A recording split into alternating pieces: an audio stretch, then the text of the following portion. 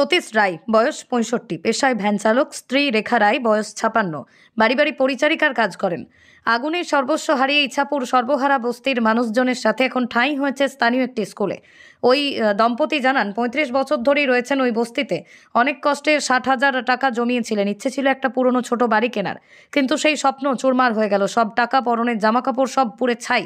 এখন শুধু একটাই আশা, তাদের ঘর বানিয়ে দিক প্রশাসন। অন্যান্যরা জানান নিম্নবিত্ত মানুষজন কেউ রেশনের চাল ডাল রেখেছিলেন, কেউ বা সঞ্চয়, সবই আগুনের গ্রাসে। কারণ প্রামাণিক নামে এক বৃদ্ধা জানান ঘর থেকে কিছুই বের করতে পারিনি, আচমকায় গ্রাস করে নেয় আগুন।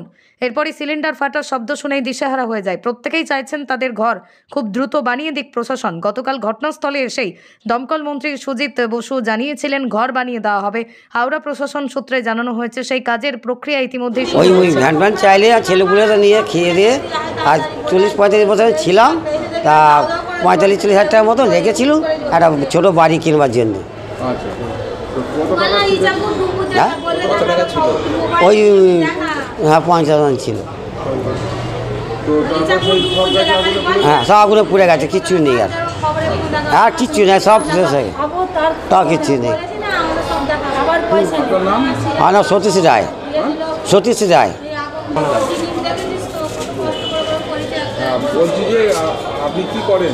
আমি বাসন মাজা কাজ করি বাবা। আমার হাজব্যান্ড ওই তো রিক্সা চালায়, ভ্যান চালায়। আমার 3 ছেলে। ওই 50-60 হাজার টাকা। ওই 40-45 বছর। ওই তো একটা বাড়ি করব, যে আমরা মরে যাব। আমার তো ছেলে মেয়েদের ভবিষ্যৎ তো মানুষ সব করে রেখে যায়, সেই আশাতেই রেখেছিলাম যে আমার ছেলে মেয়ের ভবিষ্যৎ করে যাব। এই তো ভগবান ভবিষ্যৎ করে রেখে গেল। ভগবান তো সব নিয়ে নিল। একটা পরনের শাড়ি পর্যন্ত নেই, আলমারি ভর্তি কাপড়, একটা কিছু নেই। কোথায় কি দিচ্ছে, কে দিচ্ছে, অমনি সেখানে হাত পেতে নিয়ে এসে ঘরে জমা করেছিল। কিচ্ছু নেই, সব নিয়ে চলে গেল। থালা বাটি ঘটি, একটা ভাত খাবার ডিশ পর্যন্ত নেই। না, মনে ইচ্ছে ছিল, ইচ্ছা তো ভগবান পূরণ করে দিল, আর কি করবো। ওইটাই ভেবেছিলাম যে একটা বাড়ি করে ভবিষ্যতে তো বুড়ো বুড়ি হচ্ছি, আমরা তো চলে যাব, তা ছেলেগুলোকে ভাসে রেখে যাব, ওইটাই করে রেখে যাবো বলে এই তো করে রেখে দিয়ে যাচ্ছি। আর তো জীবন আর হবে, হয়ে তো গেল। হ্যাঁ, কিছুই নেই, একটা পরনের শাড়ি পর্যন্ত নেই বলছি। এইগুলো পরে কাজে বেরিয়েছিল, এইগুলোই আছে, আর কিছু নেই।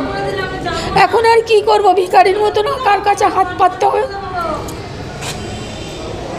আপনার নাম? আমার নাম রেখা রায়। তাড়াতাড়ি চাইছেন আপনাদের বাড়ি ঘর করে দিই? হ্যাঁ, সেইটাই আমাদের আশা, আর কিছু চাইনি। কি চাইছেন? আমাদের বেশ ওইখানে যেন থাকবো, ওইরকম একটা বাড়ি ঘর করে দেবে।